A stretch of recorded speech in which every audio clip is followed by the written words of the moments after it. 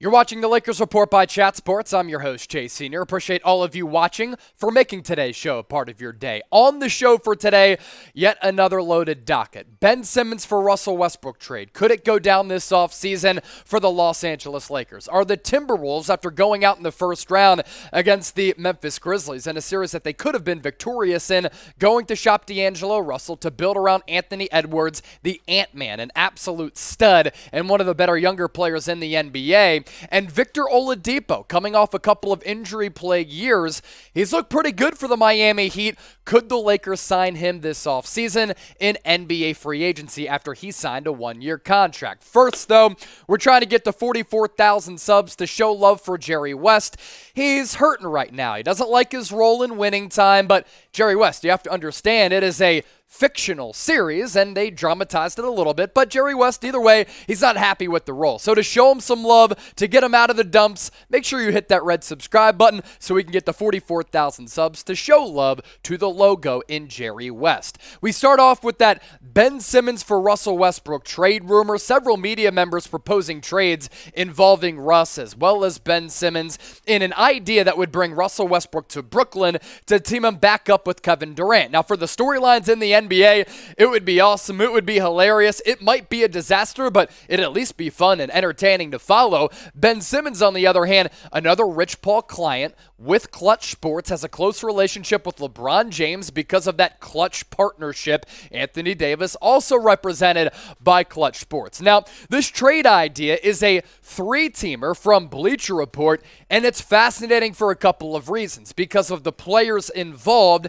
and where some of these players would be going, and a lot of these big-name guys on the move. So we have a couple of trade ideas that we want to get to from Bleacher Report, as well as a trade idea from the Bill Simmons podcast. So for this particular trade idea, the Lakers would receive Ben Simmons and Evan Fournier. The Nets would receive Julius Randle, Nerlens Noel, and that 2027 first-round pick, which is lottery protected from Los Angeles. And the Knicks would receive Russell Westbrook on that buyout, Kendrick Nunn, Talen Horton-Tucker, and a 2023 second-round pick. Now, I had talked about Russ and KD maybe reuniting. That's something that a lot of people across NBA circles have been talking about. I'd put the likelihood somewhat low, but you never know what's going to happen throughout the course of an NBA offseason, especially in professional sports now where there's player empowerment everywhere. And we saw in the NFL offseason that literally, and I mean literally,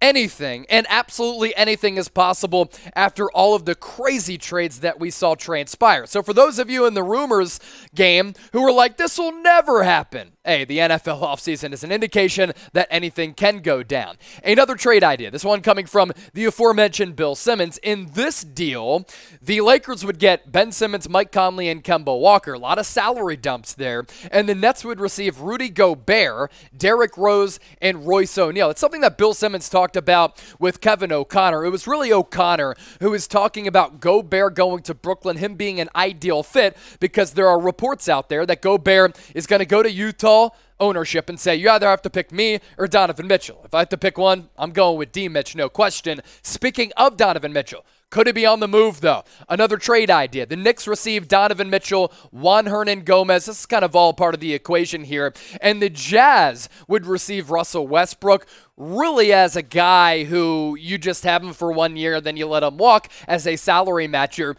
R.J. Barrett, Talen Horton-Tucker, Joe Harris coming off that injury, and a ton of picks. So a lot to unpack there. And the point here being the Lakers, there is an avenue and there is light at the end of the tunnel for them to make this team and this roster a little bit better. Now, I think they have to find a head coach first for these dominoes to fall. But for Ben Simmons going to LA, somewhat intriguing because of the Clutch relationship and the fact that he's younger than Russ and is a very good defensive player and doesn't need to play a maddening offensive style like Russell Westbrook. We'll continue to expand on this here, but I want to ask you this. This will be the pinned comment on today's video, so if you get hit with that YouTube ad break, use it to your advantage. Scroll on down and get your votes in. Who would you rather have? Both values damaged here to a certain degree. Type BS for Ben Simmons or RW for Russell Westbrook. For Los Angeles, is there a third option out there? because Ben Simmons isn't reliable. And for Russell Westbrook, you never know what the hell you're going to get night in and night out. I do want to talk about the pros and the cons with Ben Simmons, though. First, glass half full. Some of the pros with Simmons. Elite, and I mean elite combination of size, passing ability, vision, and defensive ability. This guy was a first-team All-NBA defender last year and finished second in that race a year ago behind Rudy Gobert. That's not anything to scoff at, folks. The cons with Ben Simmons: can't shoot, won't shoot, has a reluctancy to shoot the basketball, has a couple of injury problems. During the NBA bubble, there was a knee issue. Now the back issue, which he said is tied to his mental health issues, which is a little bit weird. He's a little bit unreliable, a little bit flaky. Does he even enjoy playing basketball?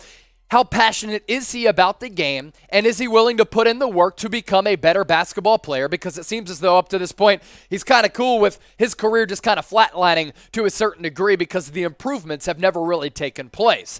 Maybe the California weather for Ben Simmons will help that back stop hurting. He said it's tied to his mental health. Well, he just bought a crib in LA throughout the offseason, spends a lot of time there. We know he likes that lavish lifestyle, so maybe if he can be in a less pressure-packed media environment and he can go back to the familiar surroundings of Los Angeles, it'll take away from some of those mental health issues, and then all of a sudden, poof, the back issue. It is gone. From Ben Simmons to D'Angelo Russell. His value, like Ben Simmons, a little bit damaged right now after what he did this past year, the injuries, and his inefficiency throughout the playoffs.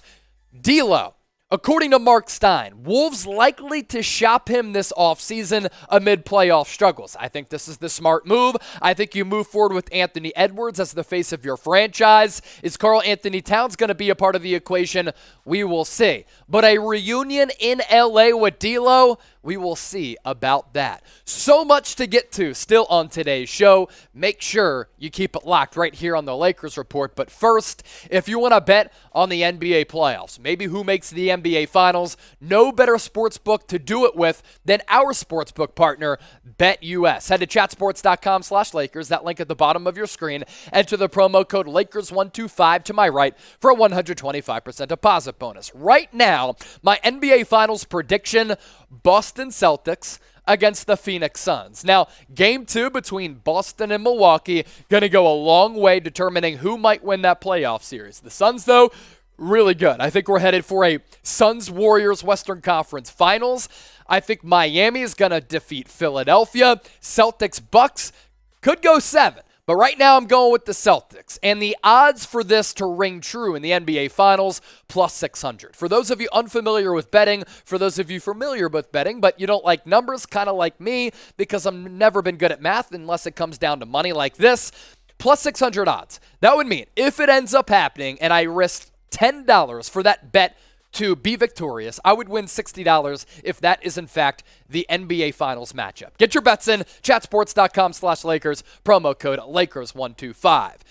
Let's go back to D'Angelo Russell here. This coming from Marc Stein. D'Angelo Russell wound up on the bench at crunch time in the Timberwolves season-ending Game 6 defeat at home to Memphis. Averaged just 12 points per game on 33% shooting in his second career playoff series. Numerous rival teams expect the Wolves to try to trade D'Lo this offseason, irrespective of Russell's close relationship with Minnesota star Karl Anthony Towns. I said I'm not good at numbers and math. I'm pretty good with words. That's why I study journalism, and I am in the sports broadcasting business. Producer Sam Brown giving me a thumbs up for pronouncing irrespective right. Say that 10 times for me, and then comment it 10 times in the comment section if you're a real one. But D'Lo, entering the final year of his deal in all seriousness, he's set to make $31.5 million this upcoming year. And when he's good, he's good. Unfortunately, though, for him, he hasn't been good enough. Couple of really good years with the Brooklyn Nets since then.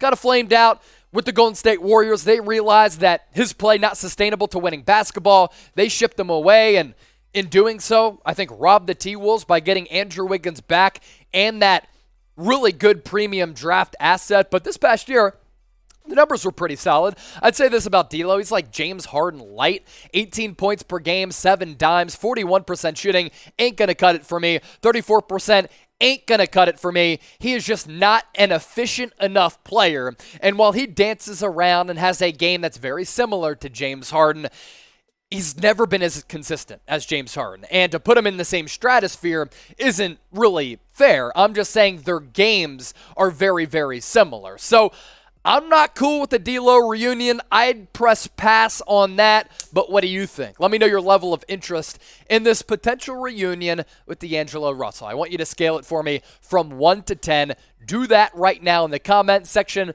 before we get to Victor Oladipo. Next up on the Lakers report, should the Lakers sign Victor Oladipo? A little bit of a risk here. There's no question about that. We'll get to that right around the corner. Stay tuned. But first, make sure you subscribe to the channel. 44,000 subs to honor the logo. Jerry West, he ain't happy about his role in that new show, but it's all good, Jerry. It is a fiction series. They have to exaggerate just a little bit to get people to watch. You know? It's going to be okay, Jerry. Don't worry.